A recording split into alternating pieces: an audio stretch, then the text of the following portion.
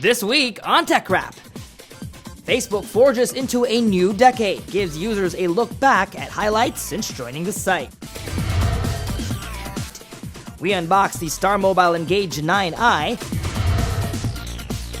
And just luck or secret sauce? We find out why everyone is playing the extremely frustrating game Flappy Bird, and give you tips on how to secure that gold medal.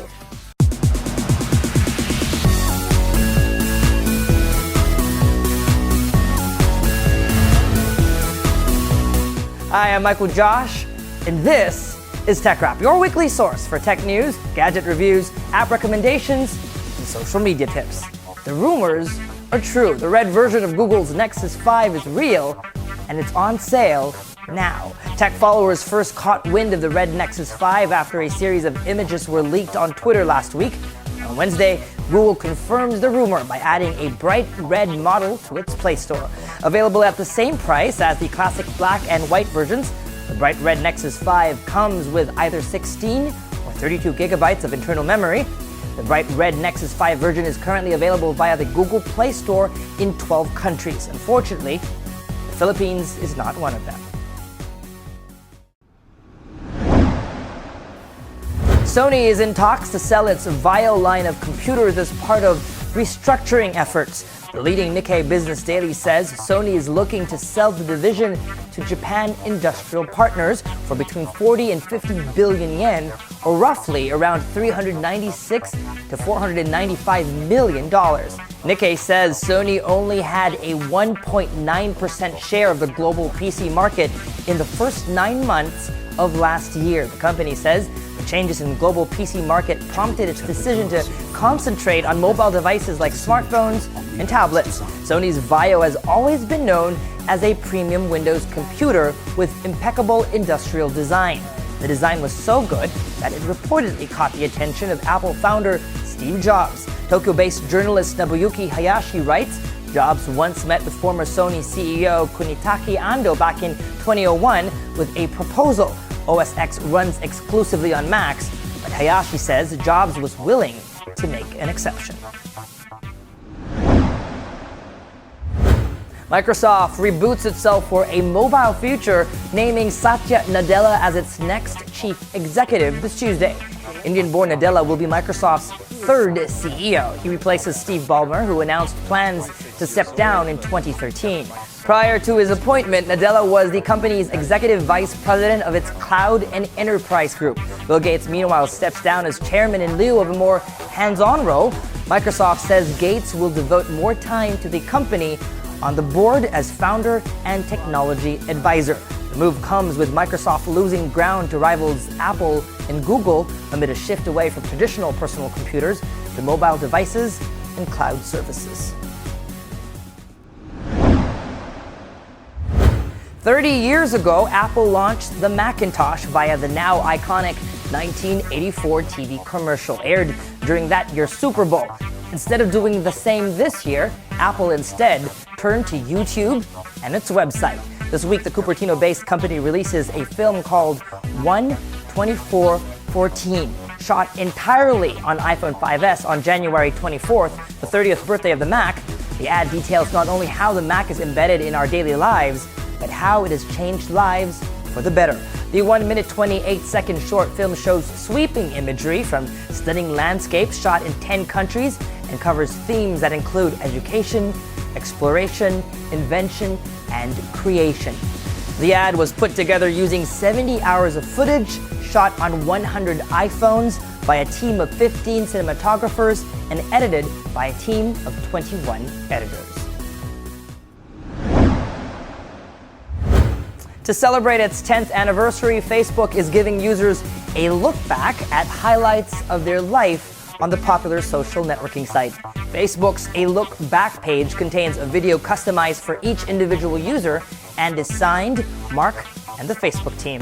The video tells you when you joined Facebook, shows you some of your first posts, your most liked moments, and some of the photos you have shared.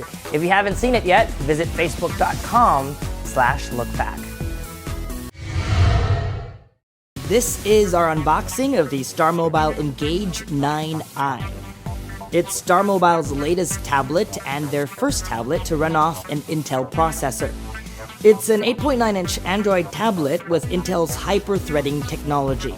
The processor is basically a 2 GHz dual-core processor, but Intel's hyper-threading technology allows each core to run 2 threads at the same time, effectively giving performance similar to that of a quad-core device. Let's go ahead and see what's inside the box. First impressions, it's a bit heavy compared to my Retina iPad mini. It is reminiscent of an iPhone 4 with its glass front and back. The glass back makes it feel like a premium tablet, certainly one of the prettiest we've seen from a local manufacturer. Also in the box, a tool for inserting and removing the micro SD card, a 5-volt USB charger with a lovely textured pattern, and a micro USB to USB cable. That cylindrical bit over there is a ferrite shield that reduces electromagnetic noise.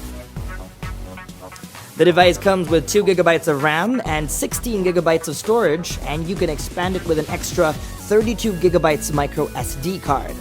If you'll notice, there's a little slot here.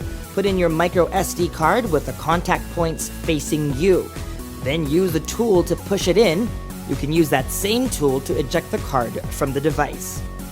The Engage 9i runs off Android 4.2.2 Jelly Bean, and as you can see from this button placement and the app drawer, it looks like the device runs off an unmodified version of Android, very much like Google's Nexus 7 tablet.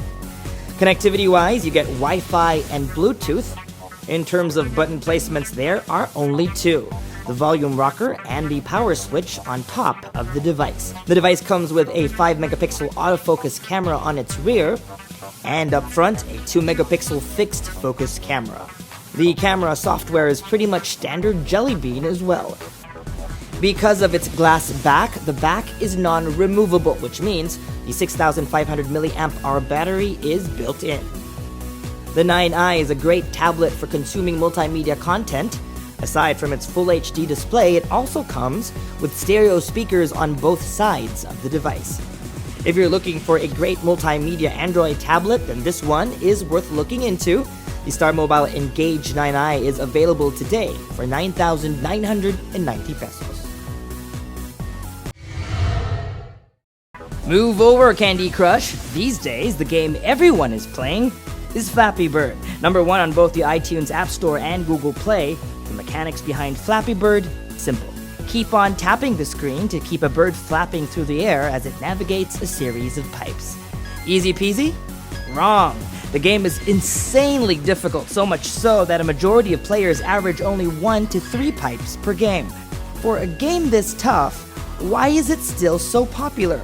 Vietnamese game developer Dong Nguyen believes he just got lucky.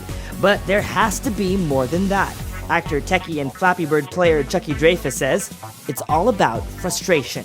The way I see it, people like it because it's frustrating, but at the same time, you have to get frustrated in order to actually feel very, very good when you actually make a high score. But it teaches you to keep on pushing on. It actually teaches you to be more persistent and more persevering, I guess. So, in a sense, as frustrating as it is, it actually teaches you to strive harder. The simple Flappy Bird reminds me of one of the goals of retro games, the high score. And in the age of social, it's not just about beating your own score, but everyone else's. Now, if you're in a rut, we have 5 tips for you.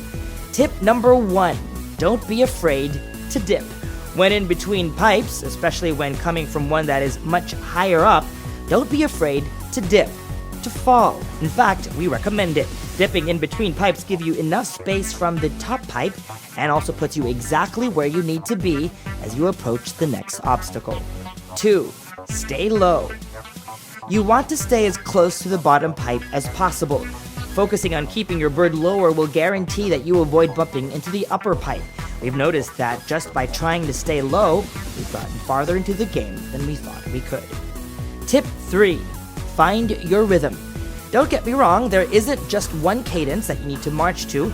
It's usually equally spaced taps, and then 3 quick taps when you're flying up to a higher pipe. Remember, it's never 2 quick taps for pipes of equal height. It helps to keep the volume up so you're hearing the rhythm yourself. Feel the pace. With enough practice, it will be like muscle memory. 4. Stay calm and comfortable. Staying calm is one of the toughest parts of the game. When I get closer to my high score, I tense up and don't play as well. Get lost in the game. Stop looking at your score and just sit back and tap at a pace we talked about earlier. It also helps to find a nice comfy seat and a place to lean your phone or tablet on. I like playing on the table best. And last but not least, bigger screens work best. I've played Flappy Bird on at least 5 devices, and I found that it's easier to play it on phablets or tablets. While with enough skill, you should be able to play consistently regardless of the device. Maybe it's psychological, but the larger screens do seem to have an effect on performance.